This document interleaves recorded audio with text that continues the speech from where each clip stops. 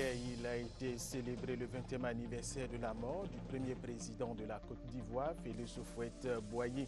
Le président de la République, Alassane Ouattara, était à Yamoussoukro pour prendre part à la célébration de ce 20e anniversaire du décès de Félix Houphouët-Boigny.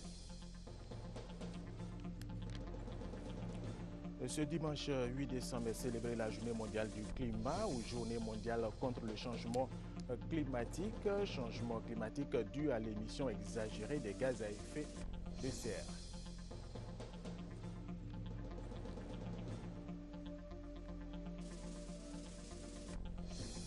La ministre de l'Éducation nationale et de l'enseignement technique dit non au viol en milieu scolaire. Kandia Camara dénonce avec vigueur ce délit qui n'honore pas la Côte d'Ivoire.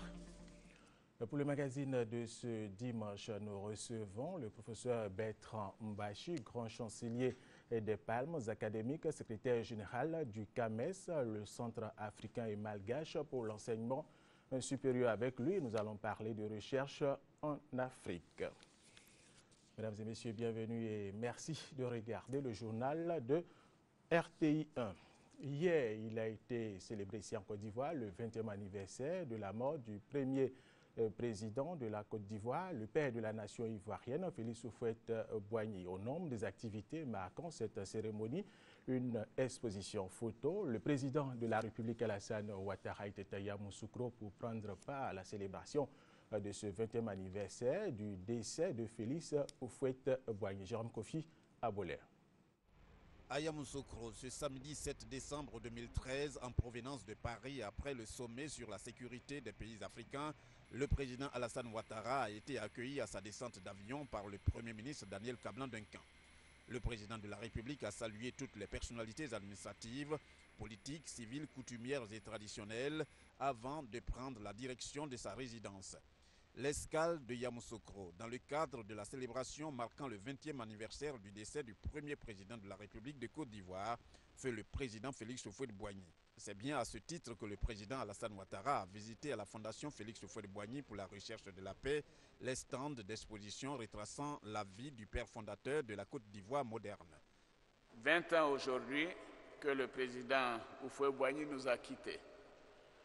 Les plus anciens parmi nous se rappellent le choc immense que nous avions ressenti alors.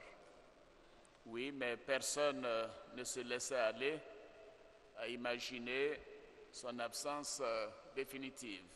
20 ans après, Houphouët-Boigny est toujours présent parmi nous. Je félicite les organisateurs de l'impressionnante exposition qui fait si éloquemment revivre le fondateur, le bâtisseur de la Côte d'Ivoire. Le président Houphouët-Boigny aimait à dire que la colonisation nous a laissé en héritage un État, à charge pour nous de le transformer pour construire une nation. Pendant 50 ans, il a façonné l'État pour en faire la nation ivoirienne. Je pense à sa pratique constante du dialogue qu'il tenait pour l'arme des forts, pratique qu'il a su faire prévaloir dans les conflits en Côte d'Ivoire et ailleurs en Afrique. Je pense également à sa recherche obstinée de la paix dont il fut un apôtre convaincu.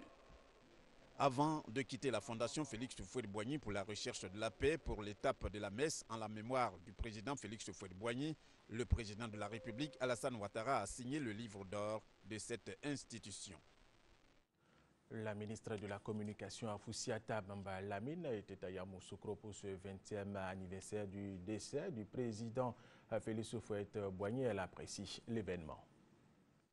Je voudrais dire que à l'occasion de la commémoration du 20e anniversaire de la mort du président Félix Houphouët-Boigny, fondateur de notre nation, il était normal que cette journée soit marquée par des images, une exposition, un vernissage qui permet de retracer effectivement le fil de l'histoire, de son destin, qui est en même temps mêlé à celui de la Côte d'Ivoire. Et il était important aussi que le président de la République, son Excellence Alassane Ouattara, vienne à cette exposition photo parce qu'il est un digne héritier du président Félix Houphouët-Boigny. Comme on le dit souvent, les grands hommes ne restent dans la mémoire collective de leur peuple que parce que justement nous pouvons nous souvenir de ce qu'ils ont été, de ce qu'ils ont fait. Et à travers des images, on peut s'en souvenir.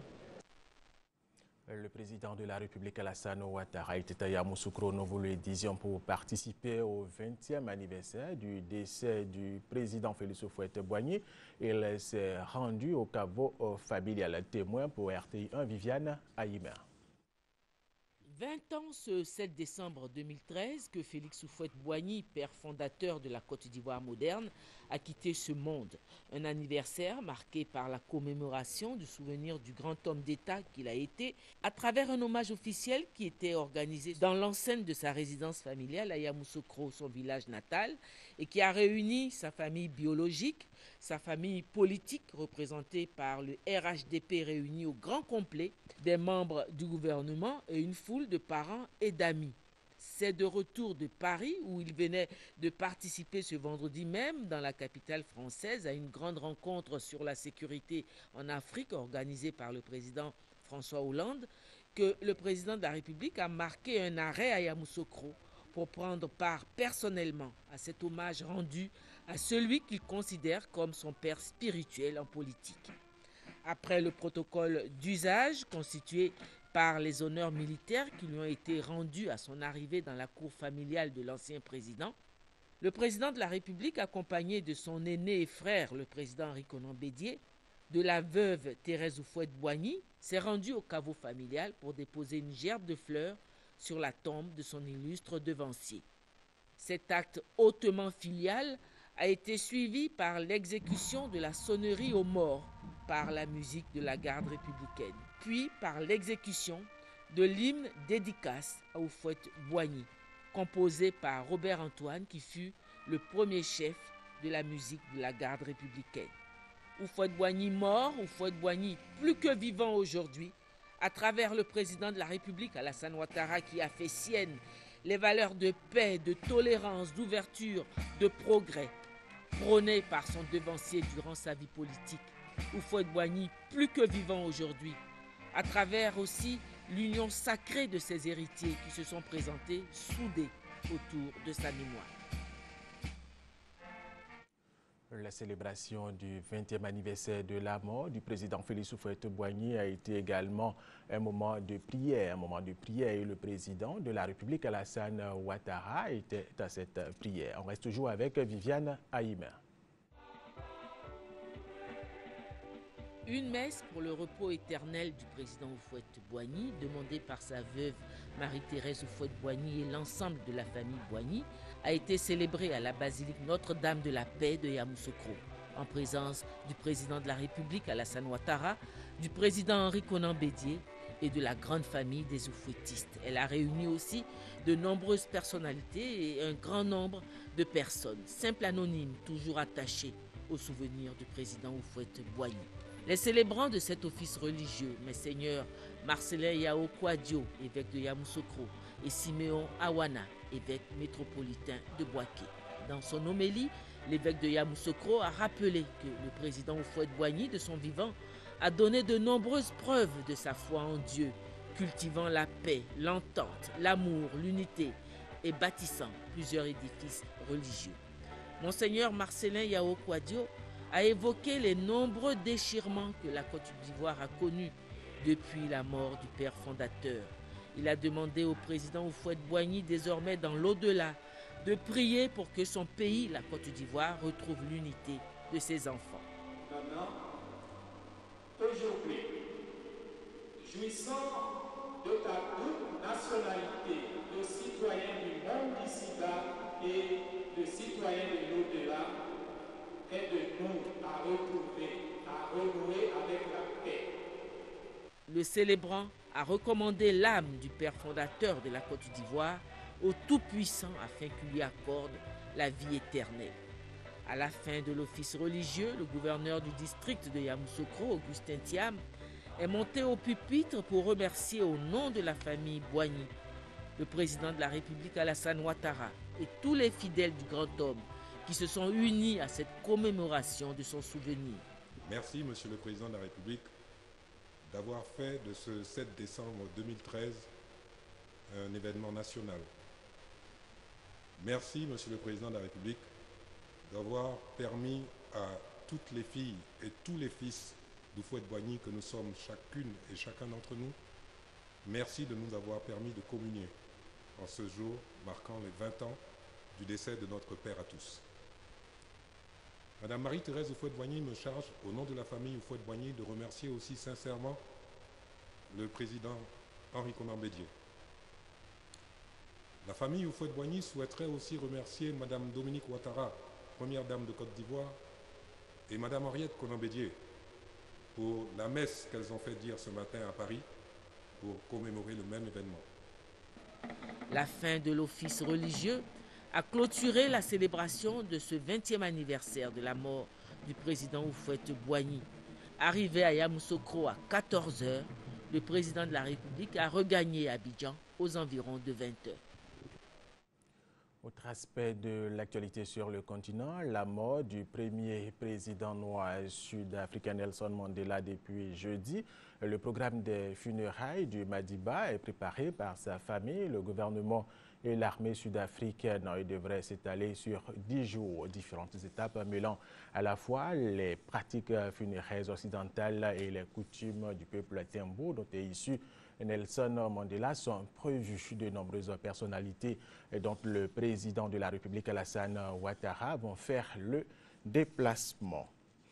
En Centrafrique, la situation s'améliore pour les populations Bangui. La capitale est en train d'être sécurisée par l'armée française qui, dans les jours à venir, va atteindre 1600 soldats. L'Union africaine enverra également 6000 soldats pour la sécurisation totale du pays. Revenons en Côte d'Ivoire avant la visite du président de la République Alassane Ouattara dans la région du Bélier. La première dame, Mme Dominique Ouattara, comme dans les autres localités, fait des dons pour soutenir les populations, surtout les femmes. Elle en fait également dans la région du Bélier. Charles Tatou. Devenue une institution, la remise de dons de vivres et de non-vivres de la première dame de Côte d'Ivoire annonce l'arrivée imminente du couple présidentiel dans la région d'accueil de la visite d'État du président de la République Alassane Ouattara. Dans le Bélier, c'est par les villes de Tidievi et Tiébissou que la délégation du cabinet de la première dame a entamé sa série de tournées de remise de dons qui apportent le sourire aux enfants, aux mamans et aux personnes handicapées. De matériels agricoles au profit des coopératives et des groupements de femmes, matériel de coiffure et de couture, cuisinier à gaz avec four, congélateur, matériel de bureau, équipement de complexes socio-éducatifs et d'orphelinat, vivres et matériels biomédicaux. Tous ces dons à Didier-Vie, couronnés par une ambulance, sont estimés à 80 millions de francs CFA. La première dame, ayant vu le sort de ses sœurs, femmes de Côte d'Ivoire, ayant compris que l'amélioration des conditions de vie des enfants passe par le bien-être des femmes, elle a décidé de s'investir de plus en plus dans des dons pour les femmes de Côte d'Ivoire. À Tiébissou, où le mercure de l'ambiance monte déjà avant l'arrivée du chef de l'État, les dons de même valeur destinés aux femmes, aux enfants et aux handicapés physiques ont été remis aux autorités locales.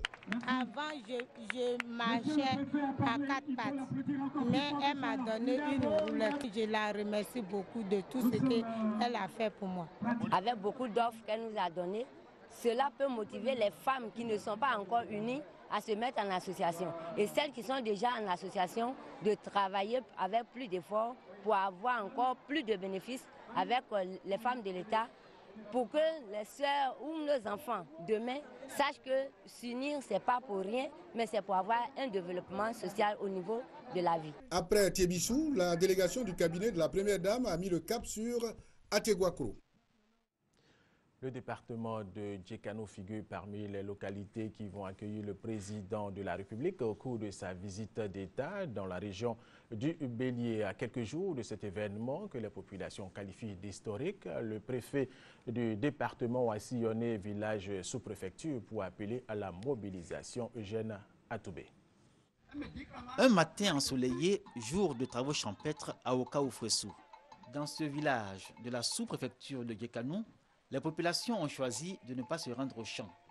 Le village entier s'est mobilisé pour accueillir le préfet du département et sa délégation. L'événement valait son pesant d'or. La rencontre annoncée relative aux préparatifs de la visite du président de la République dans le département de Djekano. On a beaucoup de doléances et nous voulons l'électricité et puis le lotissement du village et l'eau courante. Tafessou a besoin d'un centre de santé, des retenues d'eau, pouvoir faire du riz et beaucoup de choses. Préoccupations, besoins et attentes exprimés au président Alassane Ouattara. Les populations de Oka-Oufressou, comme celles de Kwadjo, Langokro et de toutes les contrées du département de Djekano, donnent déjà une idée de ce que représente pour elles la visite du président de la République dans cette partie de la région du Bélier. Des populations rassurées et pour qui l'annonce officielle de cet événement historique sonne déjà comme un défi à relever. Hameaux, campements et villages attendent, Djekano aussi. La ville est le théâtre de nombreux travaux avec 7 munities dans l'organisation consacrée aux grands événements. À quelques jours de l'arrivée du président, les grandes réunions se tiennent. Et Djekano, qui s'est toujours bien accueilli, est suffisamment mobilisé jusqu'au plus profond de nos régions, jusqu'aux nouvelles sous-préfectures, jusqu'aux nouveaux villages créés et en création. Tout ce qui nous a été promis par le président de la République, notamment 150 km de voies à reprofiler dans notre département, 10 km de voies à revertir et puis 10 km de voies à recharger, toutes ces choses-là sont en cours d'exécution et sont très avancées. Avec la construction de l'usine de traitement d'eau à Kimokro, en tout cas on pourra satisfaire toute la population en matière d'eau. Tous les quartiers de Djekano ont eu leur part de poteaux. En tout cas, peut-être que nous avons la ville la plus éclairée actuellement. N'empêche qu'on en réclame encore parce que c'est l'occasion ou jamais de pouvoir s'équiper. Le département de Djekano, où la pauvreté, la misère et les besoins primaires sont encore des réalités insoupçonnées, le PPU, Programme présidentiel d'urgence, étend son voile salvateur par l'exécution de plusieurs projets. Officiellement lancé en avril dernier, dénommé Paix et Amour, initié par l'organisation non gouvernementale Ivoire Développement et Coopération, a pris fin. Cette organisation non gouvernementale qui apporte sa contribution à la reconstruction sociale fait le bilan de ses activités. Témoin, Kwasi Mabadou. Plusieurs personnalités religieuses, des chefs traditionnels et des responsables d'ONG nationales et internationales réunis autour de Mariétou Kone, directrice coordinatrice du programme national de la cohésion sociale, pour faire le point des actes posés en faveur de la paix. À travers une présentation vidéo, Nathalie Antenareur a fait le point des acquis de la caravane Paix et Amour 2013. 631 449 signatures recueillies en faveur de la paix, 1000 emplois jeunes créés et de nombreuses villes de la Côte d'Ivoire visitées. Nous croyons que la paix est un ensemble de conditions qui concourent au développement de la société en général et qui concourent à l'épanouissement de chaque individu en particulier. La directrice générale de l'ONG Ivoire Développement et Coopération ajoute que les signatures et les œuvres d'art recueillies durant la campagne 2013 seront consignées dans les livres d'or, puis conservées au Musée des civilisations du Plateau et à la Fondation Félix Houphouët-Boigny pour la recherche de la paix de Yamoussoukro. Désormais, cap sur l'édition 2014, où l'accent sera mis sur l'adhésion des institutions et la valorisation de la non-violence en milieu scolaire. Deuxième grand titre de cette édition ce dimanche 8 décembre est célébrer la journée mondiale du climat ou journée mondiale contre le changement climatique. Le changement climatique est dû à l'émission exagérée de gaz à effet de serre. Plusieurs causes expliquent ce phénomène selon le programme national du changement climatique. Grâce Kando. Le Programme national du changement climatique explique que le climat est l'ensemble des changements dans le temps que l'on observe chaque jour et dans la durée. Mais un constat, aujourd'hui, les saisons ne sont plus maîtrisables. On ne sait vraiment pas dans quelle période on est, mais il fait tantôt chaud, tantôt froid. Donc ça a tendance à rendre la population un peu plus malade. Les saisons de pluie, généralement, c'était au mois de juin et juillet. Mais depuis un moment, depuis pratiquement cette année, nous constatons que vraiment dans ce mois de décembre, il pleut considérablement. Selon le coordonnateur du Programme national du changement climatique, plusieurs causes expliquent ce phénomène naturel. Les causes des changements climatiques au niveau mondial, c'est un phénomène planétaire. Donc c'est l'émission en grande quantité des gaz à effet de serre. Des gaz qui proviennent d'échappements des véhicules, des avions, des bateaux. La destruction des forêts, tous ces gaz-là, quand ils sont émis dans l'atmosphère, ont tendance à réchauffer le climat. Pour cette célébration officielle du changement climatique, des recommandations sont faites. Il faut que nous consommions de façon raisonnable nos forêts. Il faut que notre agriculture soit responsable et durable. Éviter de gaspiller l'électricité, par exemple, l'eau et nos ressources naturelles. En 2014, le ministère de l'Environnement, de la Salubrité urbaine et du Développement durable prévoit une campagne nationale de sensibilisation de toutes les couches sociales pour mieux expliquer les changements climatiques et comment y faire face. Chaque année, les feux de brousse détruisent plusieurs hectares de forêt en Côte d'Ivoire. Le gouvernement ivoirien n'en veut plus. Une campagne de lutte contre les feux de brousse a été lancée à Dembocro en présence du ministre de l'Environnement. La forêt ivoirienne, autrefois luxuriante, fortement détruite. Conséquence, un climat dégradé, un calendrier agricole modifié, des saisons de pluie irrégulières. Le prolongement de la saison sèche rend le substrat forestier pyrogène et le constat est amer. 450 000 hectares de forêt dévastés avant la crise de 2002. 250 hectares de cultures consumées par les flammes. Les biens matériels détruits se chiffrent à plus de 89 millions de francs, avec à la clé 350 morts. Le verger cacaoyer et caféier dans les usines dévastées par les flammes font place au désespoir. La boue du cacao s'est déplacée, mais cette boue peut revenir. Et d'ailleurs, il y a des velléités qui s'expriment en matière d'agriculture. Si le feu est maîtrisé, c'est sûr que la forêt revient et c'est sûr que le cacao revient. Ça va créer des richesses, ça va créer des emplois et donc c'est le pays qui se développe. Pour le ministre des Eaux et Forêts, la saison sèche est une période redoutée. Il faut donc éviter les activités à haut risque qui proviennent des hommes. Un arbre peut produire des millions d'allumettes, mais malheureusement, une allumette, si petite soit-elle, peut brûler et détruire des millions d'arbres. Donc les feux constituent une menace pour la forêt et un danger pour l'homme. Agissons ensemble pour éviter ces feux de brousse et pour protéger notre environnement, nos ressources naturelles. Avec la mise en place des comités de lutte contre les feux de brousse à Ananda l'an dernier, aucune parcelle de forêt n'a été incendiée dans cette contrée. Le ministre a donc investi 10 comités locaux de lutte contre les feux de brousse. Babodare a noté qu'il est fort utile et nécessaire d'adopter un comportement nouveau et citoyen afin de léguer aux futures générations cet héritage naturel. Un reportage de Kwadjo Kwame de RTI Bouaké. Journée de l'industrialisation en Afrique. La Côte d'Ivoire a célébré cette journée. C'était une occasion pour l'État et les opérateurs économiques de poser la problématique de l'industrialisation en Côte d'Ivoire et en Afrique et envisager des voies pour faire face aux défis d'une croissance durable soutenue par une industrie africaine forte. Adama Kone.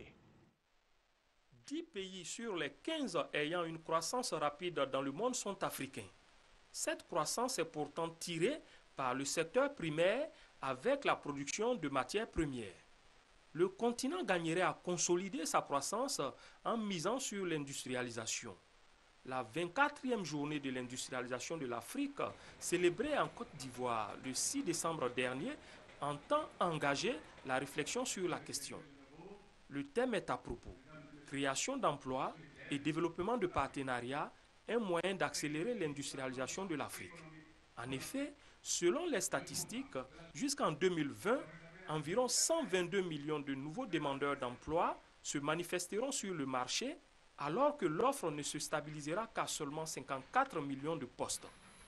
Le ministre de l'Industrie et des Mines, ramenant la question à une dimension nationale, ne manque pas d'énumérer les actes posés par l'État ivoirien.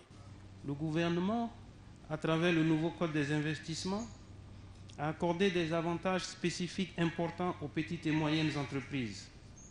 En outre, d'importantes réformes ont été initiées en matière d'amélioration de l'environnement des affaires, guichet unique de formalité des entreprises, tribunaux de commerce, permis de construire notamment. Ces réformes ont commencé à porter leurs fruits.